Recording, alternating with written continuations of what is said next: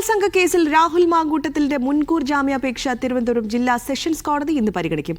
ജാമ്യാപേക്ഷയിൽ വാദം അടച്ചിട്ട മുറിയിൽ കേൾക്കണമെന്ന് രാഹുലും പ്രോസിക്യൂഷനും ആവശ്യപ്പെട്ടിട്ടുണ്ട്. ഇക്കാര്യത്തിൽ കോടതി തീരുമാനമെടുക്കും. രാഹുലിന് ജാമ്യം നൽകുന്നതിനെ ശക്തമായി എതിർക്കാനാണ് പോലീസിന്റെ തീരുമാനം. ഡിജിറ്റൽ തെളിവുകളും അന്വേഷണ സംഘം കോടതിയിൽ ഹാജരാക്കും. നേരത്തെ രാഹുലും മുദ്രവെച്ച കവറിൽ തെളിവുകൾ കോടതിക്ക് സമർപ്പിച്ചിട്ടുണ്ട്. പോലീസ് കേസെടുത്തതിന് പിന്നാലെ 7 ദിവസമായി രാഹുൽ ഒളിവിലാണ്. ഇതിനിടെയാണ് മറ്റൊരു യുവതി കൂടി രാഹുലിനെതിരെ പീഡന പരാതിയുമായി KPCC നേതൃത്വത്തെ സമീപിച്ചത്. ഈ പരാതി KPCC DGPക്ക് കൈമാറിയിട്ടുണ്ട്. യുവതിയെ നേരിൽ കണ്ട് പരാതി നൽകാൻ പോലീസ് ആവശ്യപ്പെടും. ഇതിനുശേഷമാകും കേസെടുക്കുന്ന കാര്യത്തിൽ തീരുമാനമെടുക്കുക. രാഹുൽ ഈശ്വറിന്റെ ജാമ്യാപേക്ഷയും തിരുവനന്തപുരം ജില്ലാ സെഷൻസ് കോടതി ഇന്ന് പരിഗണിച്ചേക്കും.